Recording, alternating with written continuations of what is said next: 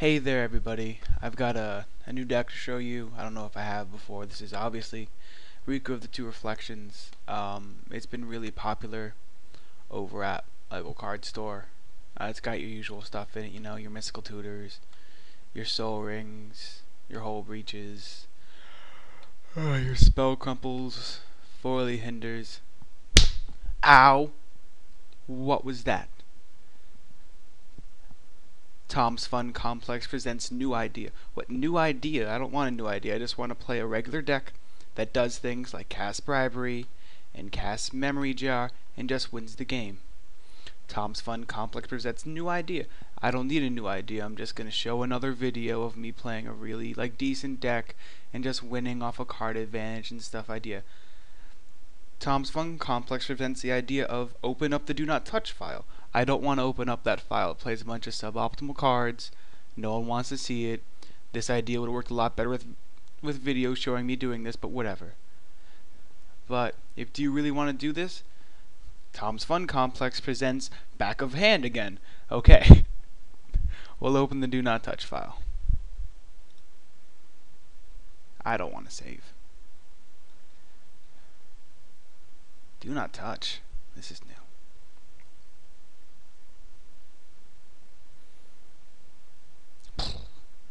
So, really stupid intro out of the way. I gotten to the point where I was kind of tired playing the same decks. You know what I'm talking about? You've had the days where you're just like, oh, I'm playing against mono red again if you're in standard, or oh, I'm playing against mono red again if you're in modern, or oh, I'm playing against mono red again if you're in legacy, or oh, I'm playing against mono red again if you're in vintage, which if you are, you should be happy because you're going to win, but whatever, besides the point. And you're just like, you're kind of tired of Magic. You're like, I've been playing the same deck all the time, this bribery shouldn't be in here. Been playing the same deck all the time, you know, I'm just tired of the game almost. You're just in that kind of haze. Well, I was in that haze pretty much all today. This is my first day off of classes in a while, and I've just been kind of like milling around to the point where I picked up League of Legends, which is a great game. It's really fun, but got a big headache off of it, so I don't know if I'll be playing that too much anymore. Besides the point. And I got to the point where I was like, why am I not playing fun decks anymore? Like, why am I not having fun with Magic? And I realized it's because I got to the point where I just kept on putting in amazing cards. But, I mean, amazing cards do the same thing. If you played against Cobblade, ever you know, or good Cobblade, it's still good, but you know what I mean, when it was too good. When it was pretty much a legacy deck in standard. You know that playing against the same deck all the time with crazy overpowered cards, even if you're playing it, makes you want to shoot yourself. Like, with a gun. It's just not fun. So I decided to put together a quote-unquote fun deck. This started out with me broadcasting on Twitter. If you do follow me at MTG Radio, you'll probably know where the seed started, asking if there were cards that people knew of like Wild Evocation. For 5 and a red, at the beginning of each player's upkeep, the player reveals a card at random from his or her hand. If it's a land card, that player puts it onto the battlefield. Otherwise, that player casts it without paying its mana cost if able. And I was thinking, I just want to play a fun deck.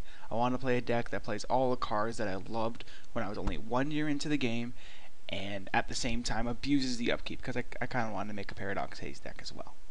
So, there's 2 themes in this deck. One of them is Paradox Haze, which is for 2 and a blue, enchant player. By the way, you choose yourself. At the beginning of enchanted player's first upkeep turn, that player gets an additional upkeep step after this step. And then cards that just abuse upkeeps. And so I noticed that cards like Wild Evocation and Gates to the Aether are crazy fun, and they also just abuse the upkeep. So I can turn these into one-sided cards if I want to. So, Gate to the Aether is at the beginning of each player's upkeep. Reveal the top card of his or her library. If it's an artifact, creature, enchantment, or land, that player may put it onto the battlefield, which is fun.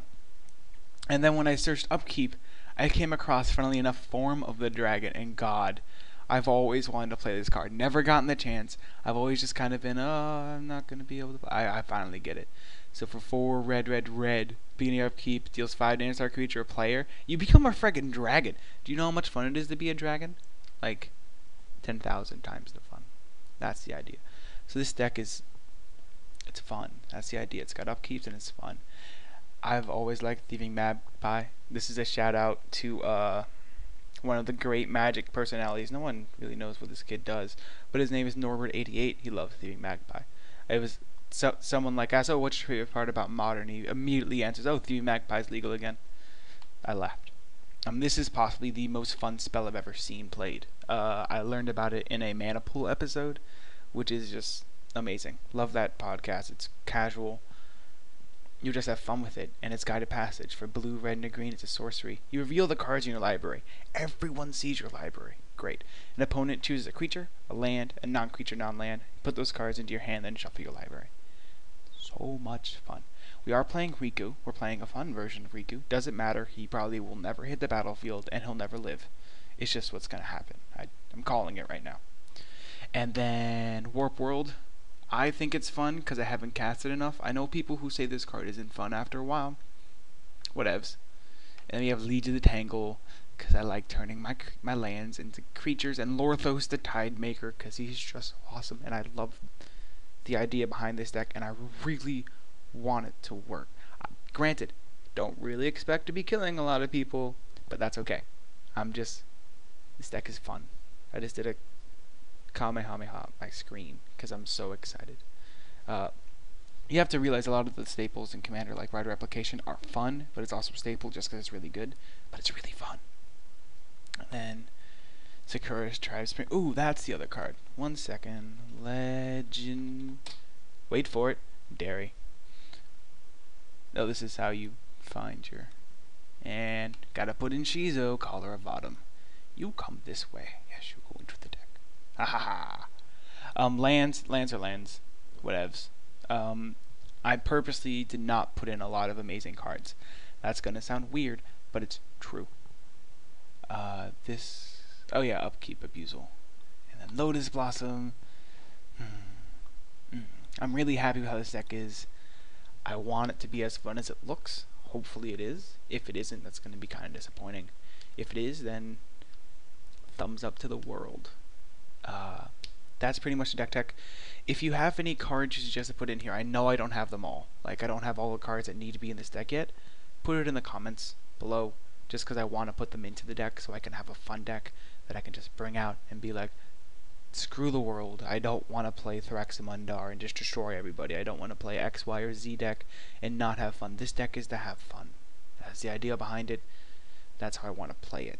So, if you have any ideas of a card that would be perfect in the deck, let me know what it is in the comments, and I would love to add it. So, for MTG Radio, you can follow us at MTG Radio. If you want to email us, it's edhradio@gmail.com. For some reason, MTG Radio was taken. I have no idea why, but whatevs. Doesn't matter. But yeah, send us an email or tweet at us. And I hope you like the game that I'm going to play with this deck. I don't know how it's going to perform. Hopefully, it's awesome. So, thanks for tuning in.